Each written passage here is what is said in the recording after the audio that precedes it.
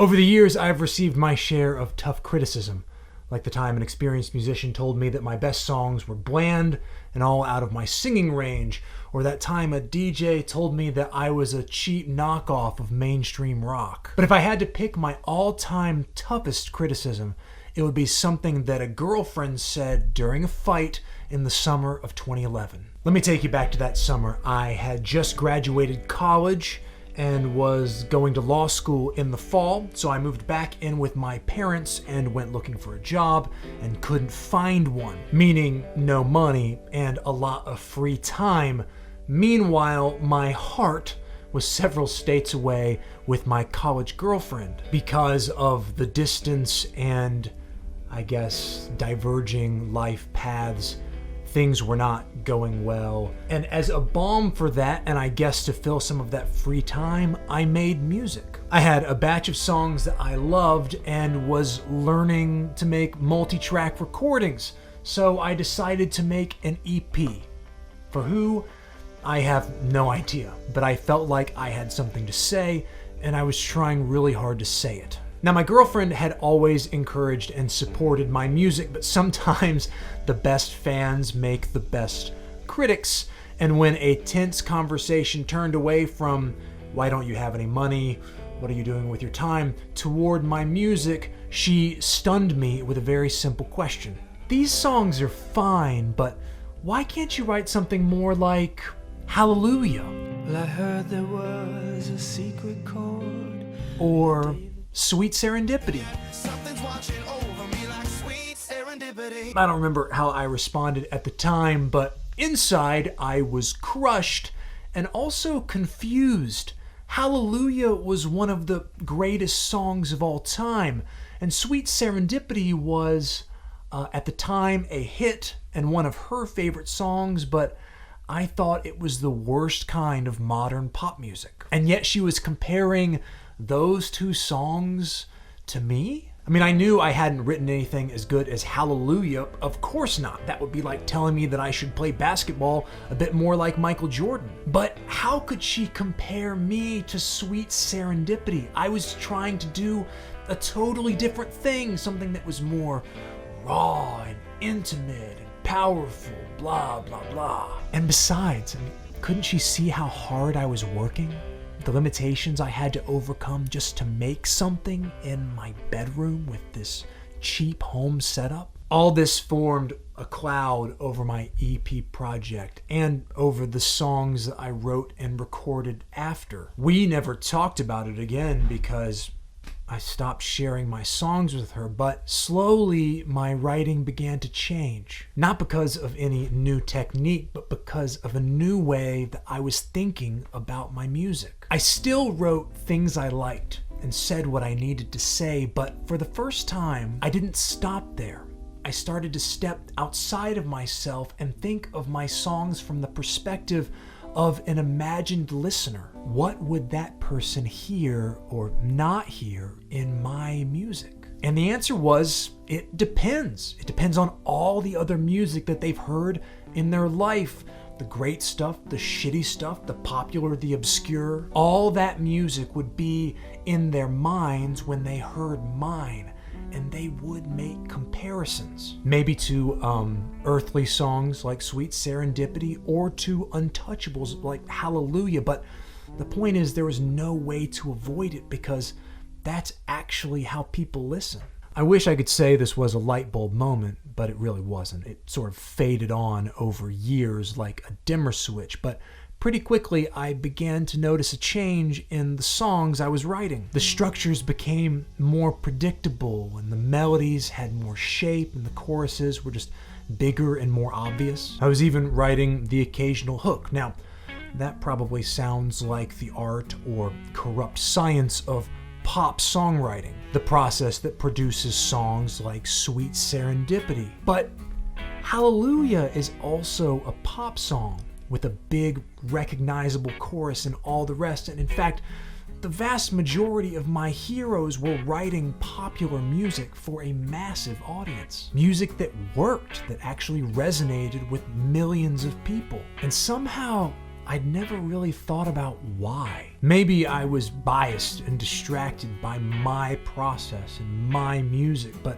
those backstories and good intentions don't matter at all to a listener. They just hear the results. And if I want someone to like my results, I was gonna need to think about how my songs compared to other music. And I needed to consider some compromises with the imagined listener. I think it's a super important lesson and one that I continue to practice. I feel like I've made progress over many years, but honestly, my opinion isn't that important because the listener is the judge. And after all that, you may wonder what happened to the listener who started all this. Well, that girlfriend and I broke up a year or so later, but we were still close in 2013 when I recorded and released a song called Promised You Forever. It was unusual for me at the time. It began as a little scrap of poetry that I thought had something like melodrama, something that might make it a good chorus. So I used it to write a chorus and then built a song around it. I didn't think I'm writing a pop song, but I was, and it felt good. And what's cool is that I didn't feel like I was making any compromises. I was still making something that I liked. I was just also thinking about whether someone else might like it. And when I shared it, my now ex-girlfriend texted me, and she said she'd always known I could write a song like that, and she was happy to finally hear it. That version is still on my Bandcamp, but last week a YouTube comment inspired me to re-record it. And I think the new version reflects everything I've learned about writing and recording over the ensuing 12 years. It's a mix of sounds that are familiar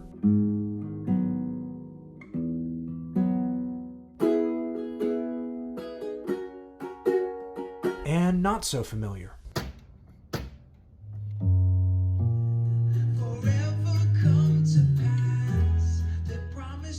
And that together make a slice of jagged, homemade pop, which I think is what I was trying to make the whole time. If you're interested, that new version is also on Bandcamp and will play at the end of this video. If you listen, I hope you enjoy it. And in the comments, tell me about criticism that changed the way you think about your music. Or don't. I know from experience it can take years to get over that criticism. I'm honestly kind of surprised I'm talking about it in this video. And by the way, thank you so much for watching this video. I really appreciate your time. I hope you're doing well. Take care of yourselves, and I'll see you around.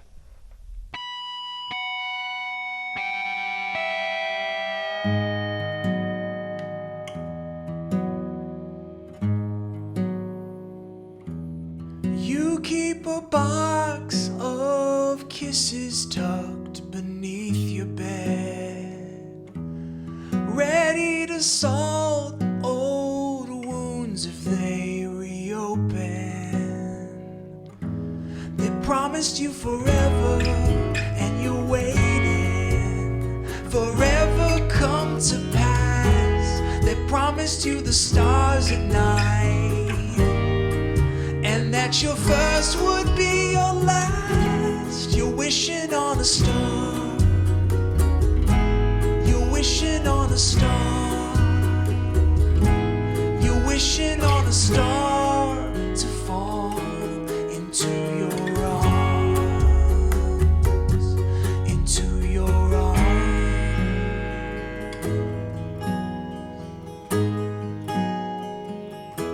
You never had romantic fictions whispered in your ear, but met too many Galileos, made the distance seem so near. They promised you forever, and you're waiting.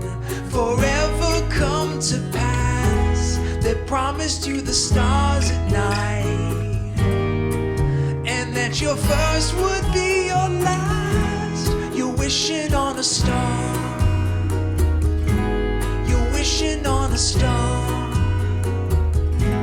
You're wishing on a star to fall into your arms, into your arms.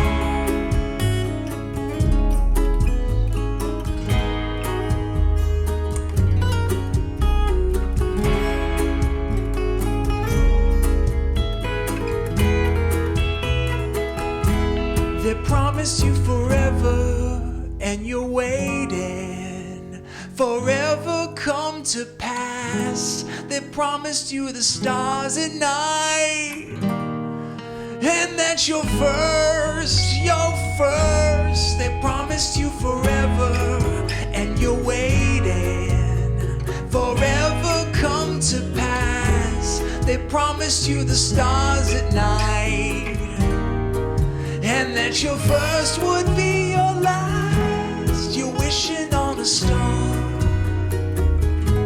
You're wishing on a star. You're wishing on a star. You're wishing on a star. You're wishing on a star. You're wishing on a star. You're wishing on a star. You're wishing on a star. You're wishing